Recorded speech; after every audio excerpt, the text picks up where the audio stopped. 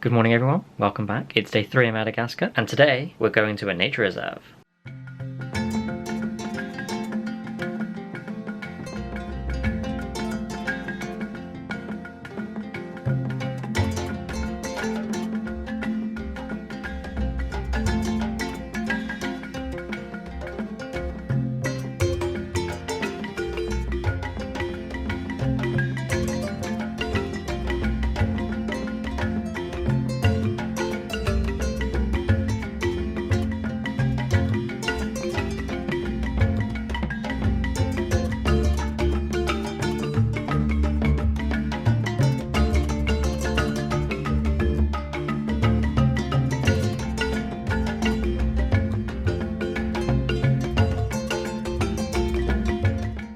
So we're in the Ranomafana National Park.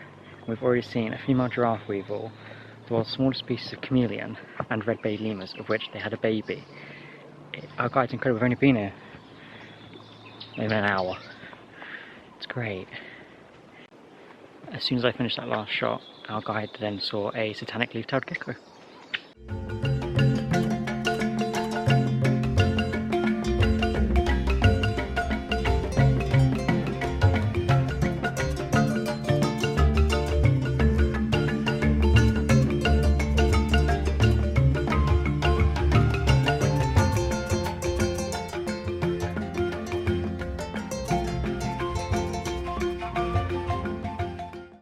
This is the Greater Bamboo Lemur and it's the last one in this park. Not the last family, literally the last individual.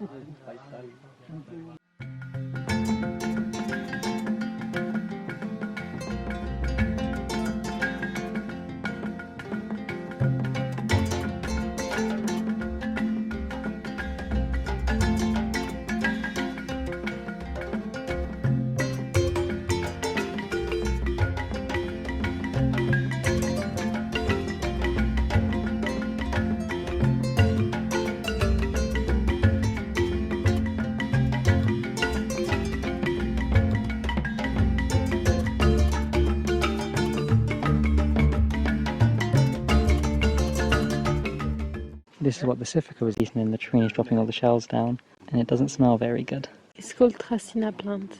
There you go.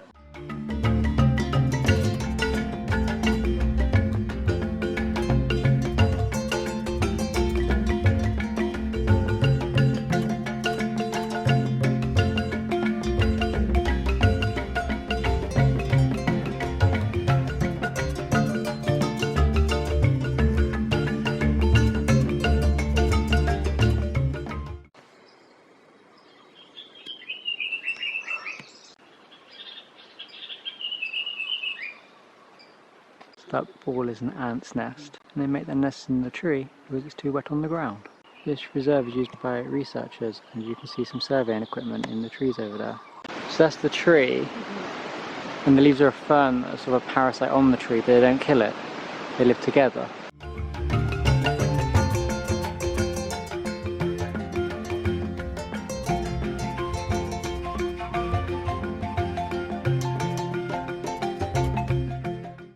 So that's the end of the reserve. We had an incredible experience, saw so much. Our guides were so helpful. Both me and Anna had leeches on us at one point. But we've seen 4 species of lemur. There are 12 in total, 7 awake during the day. We've seen stick insects, chameleons. It's such an amazing reserve. It's so much fun. I'll probably go into this more at the end of the video, but we're going back to the car now and driving into the town. A little extra highlight at the end, a day gecko.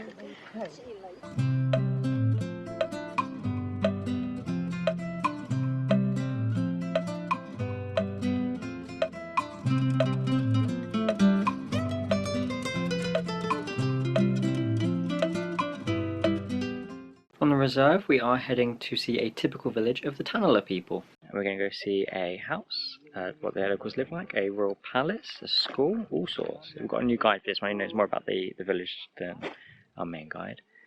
I'm probably not going to talk too much through this, so I will hand over to a future Darren who will talk over all things I now record. Thanks, Pastor Aaron. Our first stop with our new guide is a primary school. We've got a little talk about what they have. So they used to have more buildings. Unfortunately, the recent monsoon, I think it said last year, destroyed one of the buildings. Rebuilding it was made of brickwork was expensive, something they couldn't afford to do. So they've added some walls into some merged some classes. So less space for the children, but they can still have the amount of classes that they need. And they've built out of wood and clay a canteen area. And this is because some of the children there have to travel 5 kilometres a day to get to school. And obviously then they don't get to eat until they go home unless there's food on site. And this also helps encourage children to want to come to school. All schools in Madagascar still cost money. Whether it's private or public, they pay. It's just that the public schools are cheaper. And from the school, we went up to a church. Apparently, again, the church had been destroyed in the monsoon. This one's being rebuilt. It's interesting, actually, because apparently the king has allowed them to build the church on this bit. It's Protestant, I think he said. But it's on a hill next to the hill to the village. And so being on hills is very sacred and important. But a lot of the people in the village aren't actually Christian. They're from other religions or other branches of Christianity. So not everyone uses it. They may go further away to other sites where their religious buildings are. But equally, people from other villages may come to this one to use this one. So he made the agreement that it wouldn't be in his village, but it would be on the hill next to his village, so still within their land. And that was really nice. But they also got a bit of metal at the side, which is basically their bell. I'm told their bell got stolen, which is really sad, so they're now using this. And apparently in the 1940s, thievery was quite bad for the village, so they moved up the hill to try and avoid it. Back in those days, it was very foresty. The tribe was actually known as the tribe of the forest. Then a lot of the forest got deforested, replaced with banana plantations. They became, I think it was the tribe of bananas or something like that, or tribe of banana trees, until other tribes started making fun of them. Apparently, they love it. When other tribes started making fun of them, they were like, no, we're not being the tribe of the forest and take ourselves seriously. So they're not the tribe of the forest again, despite the lack of forest in the area, sort of hanging on to their history, their heritage. And then, from the church, we went to see one of the local houses. Very different to the house we saw yesterday. A small wooden structure, elevated off the ground, so in the rainy season it doesn't get into the building. A single room, and then to allow them to cook inside, the very middle of the building is actually stone flooring, not wooden, so they burn their own houses down. Nice customs we learned about today. So, because this village still has a lot of tribal customs, there's a king of the village and things like that, we found that because the village views themselves as one family, although they're not related, they're not allowed to marry within the village. So they go to market when they're of age, and the boys have a comb in their hair, and the women have their hair done a certain style, and this means that they are single and ready for marriage. And the marriage between the villages, so the woman, when they get married, will move to the village of the man. They have a storehouse. These are always made by the men in the village. It's part of one of the requirements for getting married. You have to have your own house, storehouse, and land you can work. The storehouse, once the man's made it and got married, once he's married, he's no longer allowed to enter it. It becomes the woman's property, and she handles everything that happens inside the storehouse, not him. And with that, when you're in the houses, when you leave, if you're born of the house or married to the house, you may leave by walking out the house or sit on the doorstep, whatever you want to do. If you're a guest, you must leave with your back facing out, facing your front towards those who still live in the house. There's no actual footage of this. I thought it'd be quite rude to film inside their houses, so I left that. From the house, we went to the royal palace, so a wooden building. This doesn't have rules for leaving, since you can just walk straight out. It has rules for entering. You have to enter with your right foot first. We met one of the advisors to the king. Thankfully, our guide was translating for us. Lovely man we met. We were given some white rum, which was made from sugarcane, that they make it themselves there, which you then share among other people there. And then a local Madagascar cake. So it's made of rice and banana. Very nice. Again, shared it. We didn't have much. We just took a bite each. As part of all this, when people visit, your guide says, people leave gifts, they might bring food, things like that. We also had one of the royal family there, and we had explained that they organised the construction of the village, maintenance and all these things together, and they have witnesses who are just normal villagers who witness everything. And so when somebody comes and gifts something and says, we would like it used this way, they all together ensure that it's used the way the gift is wanted to be used, so it benefits the village as it was meant to. So we left them some money, and we wanted them to put it towards a mixture of healthcare for them and to helping the kids in school with supplies and improving what they have access to. And then from there, they had a little show for us. So the kids and some of the adults had a music and dance, which was beautiful to see. Apparently there's a more complex version, but they keep it simple so that those watching it can copy and get involved if they want to, which is very nice.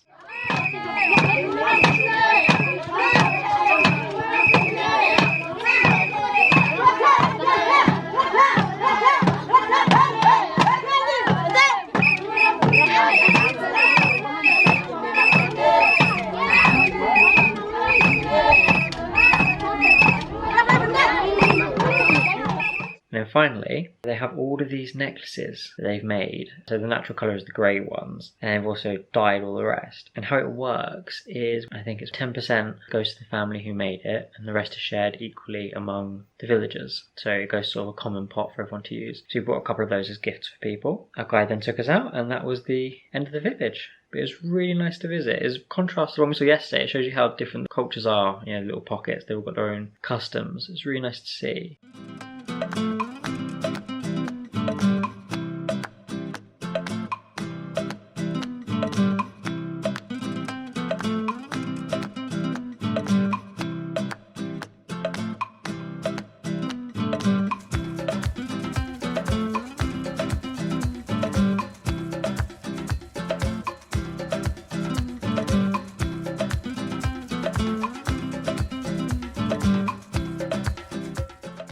And as I said earlier, we'll come back to talk about the nature reserve, so here we are.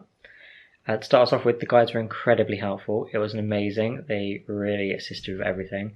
We saw all sorts of animals. Like, before we'd even got down the first few steps, we seen a chameleon, one of the smallest chameleons in Madagascar. A bit further down, there's a bridge we crossed. Literally on the bridge, there was a plant against it. There was a female giraffe neck weevil. How she spotted that so quickly, I haven't got a clue, but brilliant to see. One thing I've not said actually yet is you get two guides. You get a guide who does all the talking and follows you around, shows you the routes, and you get a spotter who goes ahead of you, and every now and then the guide calls the spotter and it's like, have you found anything? And then they sort of guide you where the spotter is to see the animals. But yeah, once we cross the bridge, you go down the steps on a normal route, or there's this other route up, and the lady was like, it's quite rough terrain, very steppy, uneven, but we're told there's some lemurs at the top. How do you feel like going up these stairs? And we're like, yeah, we'll go that way. So we go up there and we find our first lemurs, red-bellied lemurs, lovely to see. I spent a bit of time looking at them. And then from there, we headed back round. We saw a Satanic Leaf Gecko, which you would have seen earlier. Yeah, and we just continued around. There's so much to see. There's a bit where we stopped, and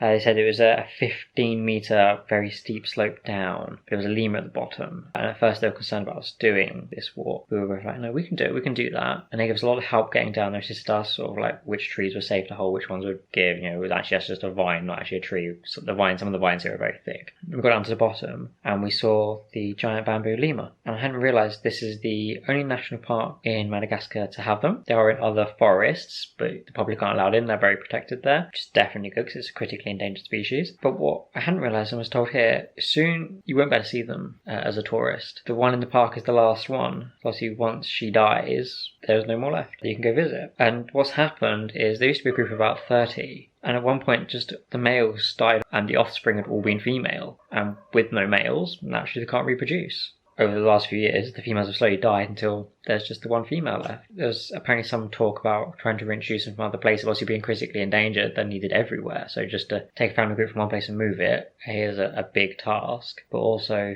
then sort of damages where it was taken from. So I think it probably needs a more conscious effort as a breeding program within zoos and things to save them. I do hope they do, because lemurs are fantastic creatures, and unfortunately many of them are going extinct, which is really sad. The park's also used for a lot of research. We just see a lot on there. Apparently it's collecting berries. Some of the lemurs there are tracked, so they can see how they behave. So it's good that they're doing that. There's a large research building outside, which I didn't film anything of. But yeah, researchers apparently from all over come to use the rainforest. And when we were on the way out, we were told that we could go up some steps. It was like 700 steps up. And we were given the option to take a longer route with less steps that went around this large sort of hill within the middle of the mountain. We decided to take that, and I'm really glad we did, because everyone else has taken the one that goes up and over. We only encountered one other tourist group. It's actually a guide and one woman, and that meant it was so quiet. Birds were more active. We saw flycatchers, magpie robins, lots of things. I didn't get a huge amount of footage of them because birds come and go quickly. There were plenty of other species we saw as well, but it was brilliant just to have all these birds as we went down this longer route. And then she stopped and showed us a tree that had a parasitic fern on it. It was very nice seeing all the other lemurs and things, but there's always large other groups around. And that meant, although the lemurs are very used to it and aren't too fussy, there's like 20 people below them, the birds aren't hanging around, and I do like birds. I love lemurs too, but I do like birds. And this just meant we got to see that as well. And that's just that little extra bonus. We saw so many species in just a couple of hours in this reserve. It's brilliant. I love it. Absolutely loved it. The whole reserve is 41,000 hectares, but you're not allowed around all of it. You're allowed around like a small section. That's just to protect the wildlife, make sure it has plenty of space where it can just go be in a natural rainforest without people interfering. That's the only people allowed into those bits of the researchers. But in 41,000 hectares, we saw the Greater Bamboo Lemur, the only one. The guide did tell us they only see it like every 3 days. So we were incredibly lucky to have encountered that. Might actually at this point be the highlight of the trip. It may remain the highlight of the trip just because of how unlikely that was to happen. And I'm just so happy we did, because next time I come here, if I ever go to that reserve again, if they haven't managed to introduce more somehow, probably won't be visible anywhere in Madagascar to the public. So yeah, that's the end of the day. Ranomafana was a fantastic nature reserve. Loved seeing the local village. But I think it's time for us to get an early night. We've had a very physically demanding day, lots of walking, and I think we're going to have another one tomorrow. I hope to see you for it. Thank you for joining me, guys. Good night.